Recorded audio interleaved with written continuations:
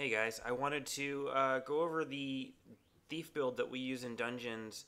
I've been playing Thief a lot lately. It's really become like my main alt, I guess you could say. And I've been playing it in Dungeons and Fractals quite a bit. And I wanted to go over the build we use. It's a little bit different than the Q&A build I have on my channel. And so since things are a little bit different, I wanted to go over everything with everyone and show you basically where we're at today. We'll start with gear. I think everyone's going to know how this goes. You're going to want Berserker and Scholar on your armor.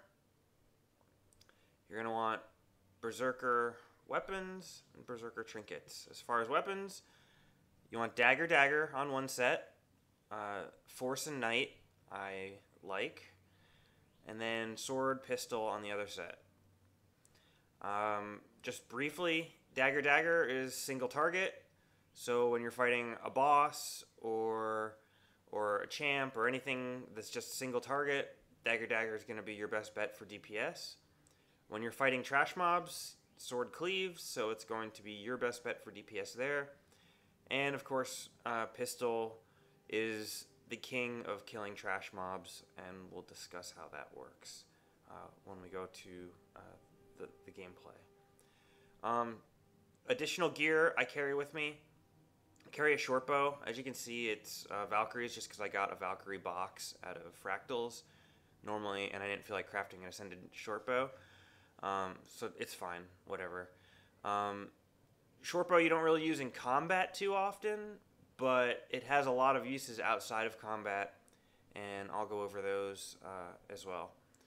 I carry Bloodlust stacking weapons, Sword, Pistol, and Dagger of Bloodlust, so that I can build up my Bloodlust stacks for more power. Additionally, I carry a Dagger of Undead Slaying, which I will use in Ara, and a Dagger of Frailty, which I will use in other daytime dungeons or fractals. Why Frailty, that you might ask? Frailty is kind of interesting. Frailty, you only get maybe 2 or 3 stacks of Vuln out of it against a boss, but even a 2 or 3% DPS increase added up over your entire team is a pretty big boost to your overall team's DPS. So I think it's personally way better mathematically to take Sigil of Frailty rather than Fire or Air in this slot. If you have your entire party is averaging 10k DPS per person, a 1% increase or 2% increase from the Frailty Sigil for everyone is going to be way more DPS than the Sigil of Air works out to be. So that's it as far as gear goes. You can go a lot deeper. With gear, you can have a stacking short bow. You can have even more daggers. You could have a pistol with undead, or a sword with undead, or a pistol with undead. You could have a frailty sword, just so that you are good for everything, every occasion. I don't have enough fractal skins, and I refuse to use anything else, so I'm not going to do that. Traits. This is where it's a little different. In the previous build, we were doing 25, 30, 0, 0, 15. Now we do 30, 30, 0, 0, 10. I'm going to go through each trait and explain why we pick that particular trait. And touch on the important minor traits. So the first one in Deadly Arts, Serpent's Touch, Stealing inflicts poison. Not that big a deal. Generally, I use my steal to regen my initiative or to steal a particular steal skill when I know that the boss type or mob type is going to give me the one I want. So this is just a boost. It's nothing really spectacular. Sundering Strike's got a huge boost since in the last balance patch. The internal cooldown has been removed. So now you can stack a very substantial amount of Vuln with this. It's not bad at all. It really added to the utility that Thieves bring to party, and gives Thieves definitely more of a reason to be around in a speed clear team than they already had. I am very happy that they made this change. It made playing Thief pretty good. So that's just a really, really good trait. Lotus Poison, weaken targets when you poison them. This is actually a really important trait in Fractals. Weakness in Fractals is really one of the most powerful things, because a lot of those trash mobs in Fractals, especially if they ever open up levels higher than 50, you'll see that the mobs just hit hard. On Cliffside Fractal, the veteran cultists will Heartseeker you for 30 or 40k. So if you have protection from your guardian, weakness on them, and maybe even banner of defense, what you'll find is, and strength and numbers from the guardian, what you'll find is that the enemies are not one-shotting you even at very, very high levels of fractals, which especially if you're going to be planning on pugging fractals as you go up is going to be even more important. So Lotus Poison is a pretty strong trait because your dagger auto attacks inflict poison, and your short bow creates a poison field, so you can drop the poison field, and when the trash mobs get pulled, they all get poison and weakness, and it's pretty strong, and it saves you from having to use scale venom. Improvisation. This is the big new trait that we have begun using. Stealing recharges all skills of one type. You have basically a 1 in 6 chance of getting your Signets recharged is what you're really going for. But we really don't take it for the recharge. What we take it for is the bonus damage when wielding a bundle, 10%. Well, why is that important? When do you wield a bundle? That is important if you have Ellies in your party, which most speed clear teams do. Even most pugs have an Ellie in the party now. Because Fiery Greatsword, Lightning Hammer, and Ice Bow count as a bundle. What this trait means is that when you're carrying a Lightning Hammer, you are now going to have damage way better than even the Elementalist carrying the Lightning Hammer. Your Fiery Greatsword is going to do more damage than the Elementalist carrying the Fiery Greatsword. Basically, if you're running in a party with an Ellie, this trait is going to really increase your DPS because you're going to be the top DPS in the party by far, and you're going to be quite a duo with the Ellie. It's just a really nice boost. Exposed Weakness, this is just a straight 10% DPS increase because the targets will literally always have a condition. And Dagger Training, 5% damage increase. If you're ever in a situation where you will not be able to use daggers, like the Dredge Clown Car event, you can switch it for Combined Training for dual skills, deal more damage, because you will be pistol whipping there a lot against those Dredge. So Pistol Whip, getting a little extra damage out of it's fine when you won't be using Dagger, but just don't forget to switch back for the boss fight. Critical Strikes, Keen Observer, 5% increased chance to crit while over 90%. This is like the mirror image to your Scholar Runes. Extra 5%, quite good. It helps you get over the 100% to crit barrier. Or get to the 100% to crit barrier, I should say. Pretty strong. Side Strike, 7% chance to crit when hitting from the side or behind. Being that you're going to almost always be trying to get backstabs off, this is basically just a 7% chance to crit increase across the board. It's a pretty powerful trait, especially for an adept level. Opportunist, critical hits have a bonus chance to restore initiative. This is really, really good when you're in your backstab mode. It does have an internal cooldown, so it's not going to fill your initiative back up in a hurry, especially in a time warp, but it will just give you some sustainability to your DPS rotations, which we'll go over. Practice Tolerance, gain vitality based on your precision. There really isn't another great trait to take here. You can use the when activating Signets, get stacks of might.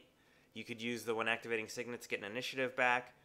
But overall, this build has so much precision, and Thieves are so squishy that I think the extra 11 or 1200 health that you get from this trait is actually well worth it. And while not as over the top max DPS as one of the Signets give you initiative back, I think that those things have been nerfed so much that this works out to be more user friendly, and I would say that most people are going to go with this. First strikes while your initiative is over 6, deal an extra 10% damage. Not much to say about that. This is just a really powerful trait, another 10% modifier. And Executioner, deal extra damage when your target is below the threshold, health threshold being 50%. You will notice that your hits do significantly more damage when you get the enemy to below 50%. Not much to say about this. It's an extremely powerful trait. We go all the way down to Trickery. Kleptomaniac, stealing gives you initiative. Generally speaking, I will steal as soon as I get to the 6 initiative mark in my backstab rotation, because it'll give me 2 more and it'll keep me above the 6 initiative mark for first strikes. You just want to stay above the 6 initiative threshold as much as possible. So Kleptomaniac, steal early when you get to that threshold, and then if it comes back up by the end of the boss fight when you go into Heartseeker mode, you can get 2 more initiative. And then flanking strikes. If you're flanking, which you should almost always be, you'll get an additional 5% DPS boost. So overall, you can just hit those really, really big numbers. So just discussing Thief mechanics a little bit. It's kind of basic, but I think it's worth going over. Your steal skill, basically you shadow step to your foe and steal from them. Depending on what type of enemy they are and what profession they are, you get a specific skill. Some of the skills are kind of useless. Some of the skills are really good. One of the best ones is the Warrior Axe Spin. Unlike Warrior Axe 5, this one actually deals really good DPS and reflects projectiles while you're doing it. And it hits 5 enemies, so it's a really good skill. Stealing from Mesmers is also good because it gives you a buff that when you consume it, you get all the boons for 10 seconds as if you had Lissa runes. And that's really strong. And it doesn't interrupt what you're doing. It's like a shout, so you can continue your DPS chain and consume that and keep going, and you'll just have crazy amount of boons, and it's pretty strong. Really, don't use it in PvE too much, except for the bonus initiative, or if you know the particular skill that you need, or a gap closer for Lupicus or some other similar reason. I'm going to go through the DPS rotations that we do later on in the video, so I'm not going to go too in-depth into the skills, but one thing I will say, Dancing Dagger is underrated.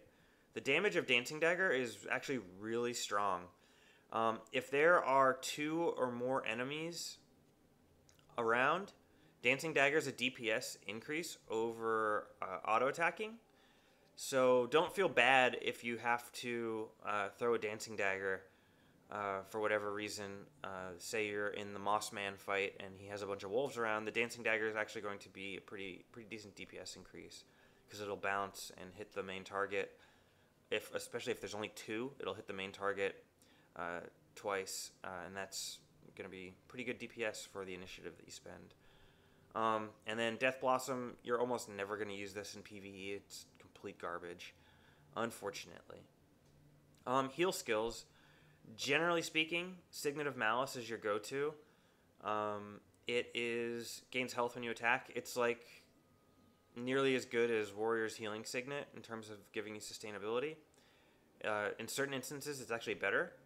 If you're fighting multiple mobs at the same time, a bunch of trash mobs, and you're cleaving, and you use Pistol Whip, which hits 9 times, this is basically going to be like, it'll take you from empty health to full health in one go.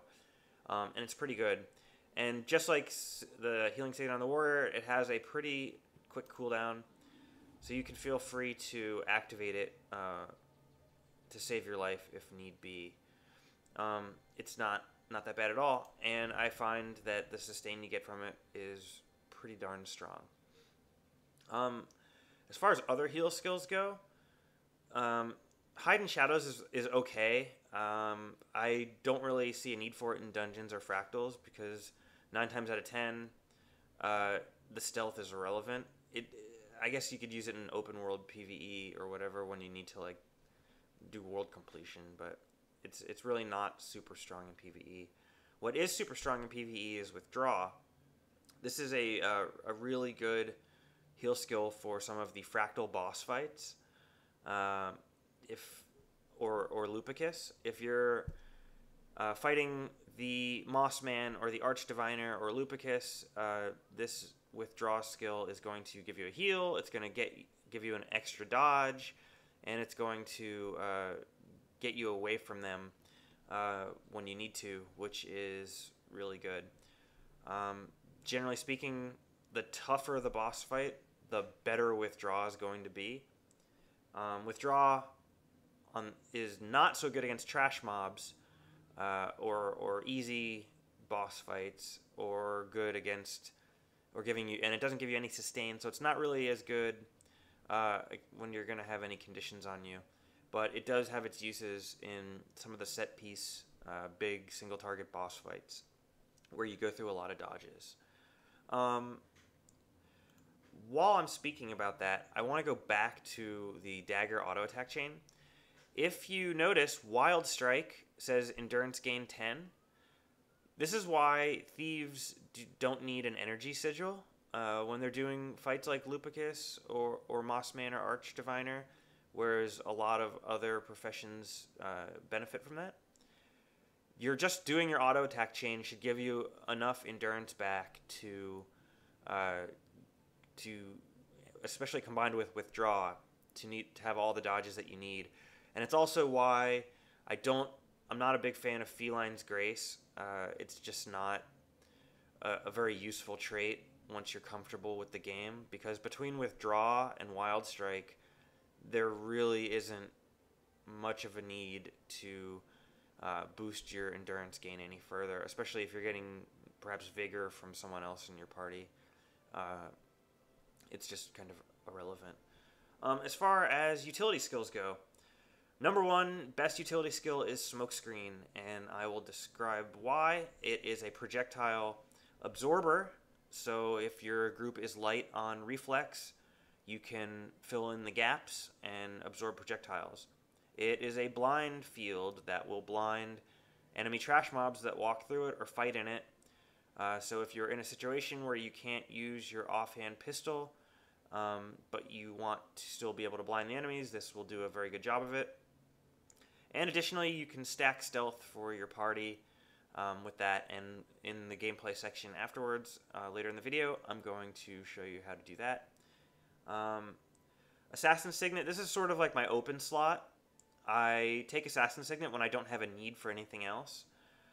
It gives you 180 power, which is quite considerable, and when you activate it, you get 15% damage boost on your next 5 attacks. Generally speaking, if I have this on my bar, when I go into Heartseeker mode, I will pop Assassin Signet and then start Heartseekering, and the Heartseekers just go through the roof in terms of what they do for you, what kind of DPS they do. But like I said, Assassin Signet comes on and off my bar as needed. I don't consider it something that has to always be on the bar. But when you can use it, you should, because it's a huge DPS boost. And then lastly, this one almost never leaves my bar. It is Signet of Agility. It gives you 180 precision, which is ridiculously good. And then when you activate it, it refills your endurance all the way to full.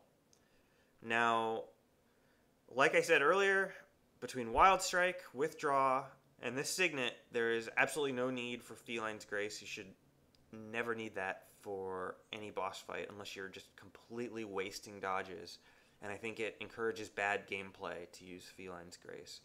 If you just manage your dodges and manage your utility skills, you're going to be perfectly fine in pretty much every situation. And it also removes conditions when you're stacked up near your allies. So this is just an insanely powerful thing.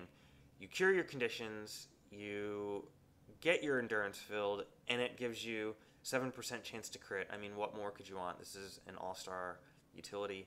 I never let this leave my bar. So what other utilities do I use a lot in PvE that are not on my bar currently? Shadow Refuge, I think everyone is aware of how strong Shadow Refuge is. It is going to give you a little bit of healing, nothing major, but it will stack about 15 seconds of swiftness for your party. Not swiftness, I'm sorry, stealth. And you'll be able to skip a lot of trash mobs, which is the main thing that people want thieves in their party to do. So in combination with the stealth from Smokescreen, if you chain it with Shadow Refuge, you're going to be able to skip significantly difficult trash runs, even in the hardest of dungeons like Ara. So, and the Drudge Fractal. So it's just an all-star skill, but you don't want to keep it on your bar always because it's not always useful. I do bring it a lot of times in boss fights instead of Assassin Signet, like the Archdiviner or Mossman, because if someone does get downed, it is super easy to drop the Shadow Refuge on them and res them really quick. That way they don't get defeated. So that's always good. If we ever need super amount of stealth, I will bring Blinding Powder and have Smokescreen, Shadow Refuge, and Blinding Powder, and that lets you skip very long sections of a dungeon. It's quite good in the uncategorized fractal for skipping a lot of the harpies. But that's basically it. It's nothing crazy. I think everyone can understand what that does. Shadow Step, it's a condition remover, a stun breaker, and a Shadow Step that isn't targeted to a mob, so it's pretty useful. I will generally bring this against Lupicus, so when he does his phase 3 rise up off the ground, you can Shadow Step out of the circle, and then Shadow Step right back and close the gap.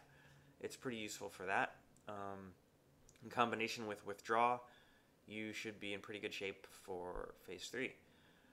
Haste gives you quickness for 6 seconds. It's pretty strong. I don't bring it quite often. Usually you're gonna have, for the situations that you're in, most boss fights like Assassin Signet is gonna be a DPS increase versus haste, and you're never gonna want to use haste against trash mobs. It just doesn't make sense. But there are times, such as Twilight Arbor, where you're fighting the tree boss at the end who you can't crit. You might want to remove this Signet and bring haste. Signet of Agility, take off your bar since you can't crit anyway, and bring haste, and just do a little bit extra DPS. Roll for Initiative, it's very similar to the Withdraw skill. I don't know. I don't use it very often. I'd rather just have Withdraw on my bar. But I could see a situation where you would use this, especially if you knew you were going to be fighting a boss up against a wall, and you knew it was going to take a long time, and you needed the initiative, or if you just want another evade for, like, say, Lupicus or Mossman, you can bring that if you're not comfortable. Infiltrator Signet, regenerate an extra initiative every 10 seconds. If I'm in a situation like a boss fight where I know I don't need Smokescreen, I'll just throw Infiltrator Signet on my bar. The extra initiative helps maintain your DPS. It's a stun break, and it Shadow Steps to your foe. It's overall just a pretty good thing. It's nothing mandatory, and it's nothing major, but it does help when you have nothing better to take. Signet of Shadows, move speed, increase Signet. Unfortunately, not every class gets one of these. This is just really good. Really only use it in open world. It does blind your foes, so it does have some utility to that as well. The Venoms are all pretty terrible. The one that's most useful is a Devourer Venom because it has an Immobilize, but even then it's not anything to write home about. There's only very, very few times in the game where the Immobilize matters, and when it does, you'll be aware of it.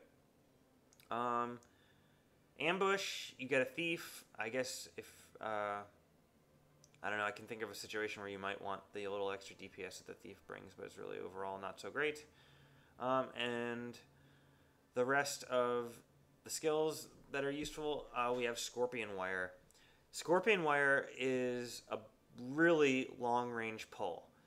The Guardian Binding Blades is really short range. I think it's like 900 range, maybe not even that, maybe only 600. And Mesmer's Temporal Curtain is pretty short range as well. This allows you to pull an enemy from very far away. There will be a lot of times where you have the mobs grouped up, but there's one mob who's just hanging out at range, not coming, and just shooting you with projectiles, and this you can just pull them in.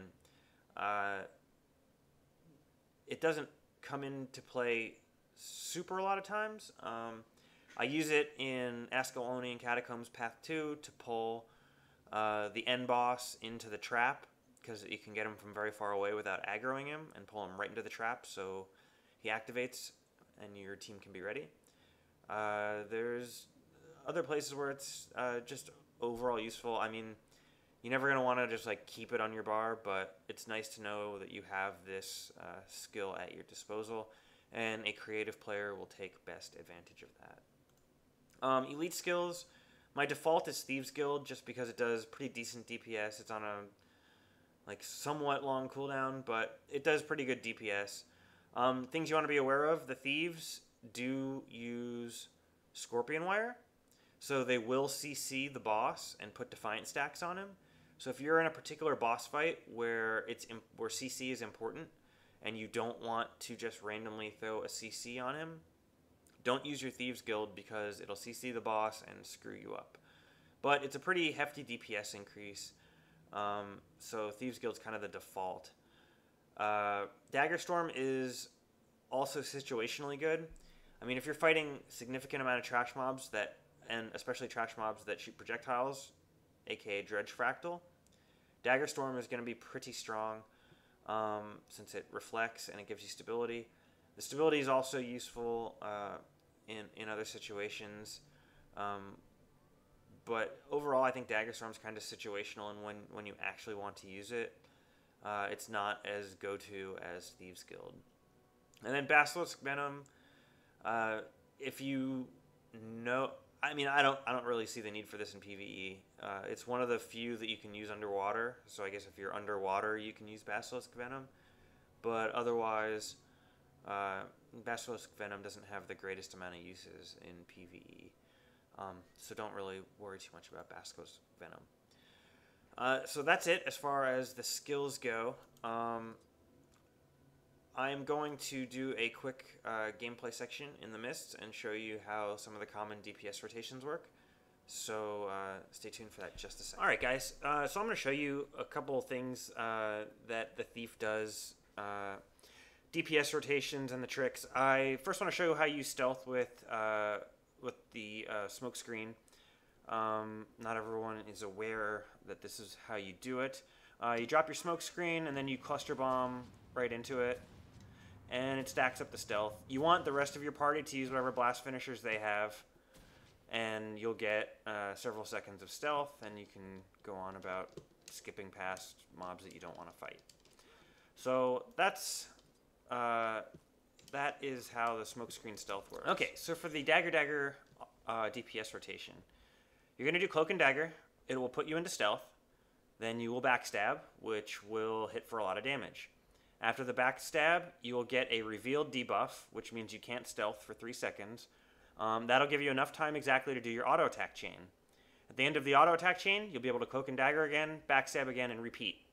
When the target gets to about 25% health, you're going to then go into Heartseeker mode.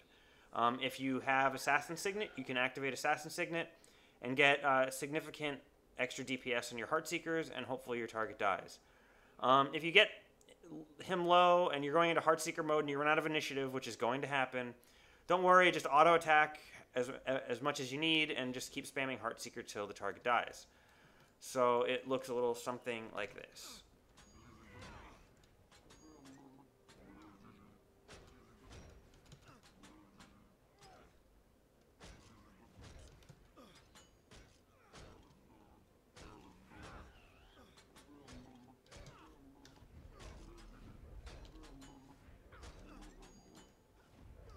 and so on. So as you can see, that's basically how it goes.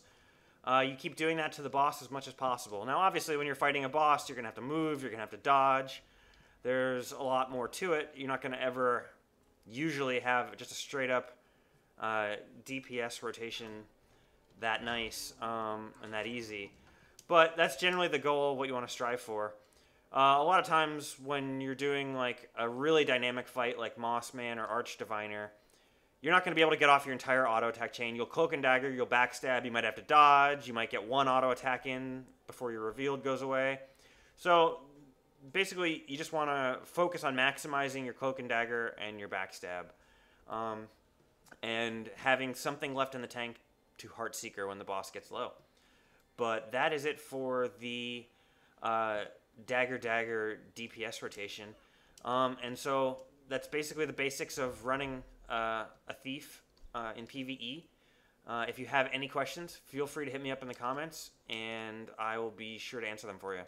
Thanks, guys. I appreciate checking us out.